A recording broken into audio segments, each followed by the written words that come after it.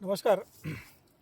ऊसाच्या पिकाची वाढ किती जोमात आहे की मध्यम आहे, कशी आहे हे समजून जर घ्यायचं झालं तर आपण बघतो की या ठिकाणी जे तळ आहे, तळातील जे वाढ आहे, या तळातील वाढीचा जो रंग आहे, हा रंग जितका जास्त गुलाबी रंग असेल, जितका डार्क असेल तितकं, आणि त्याची जाडी जितकी असेल हे ऊसाची, तितकं त्याचं वरती वाढ जोमात आहे असा त्याचा अर्थ होतो.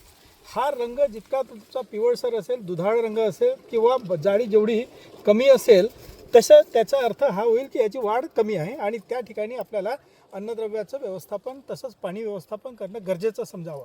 या ठिकाणी हे जे आहे, हे जे दाखवतो आहे आपण, यामध्ये इतकं चांगला याचा कलर आहे आणि याची जाडी आहे, हे दर्शवते की आपलं अन्नद्रव्य व्यवस्थापन हे फार चांगलं आहे, सुरू आहे.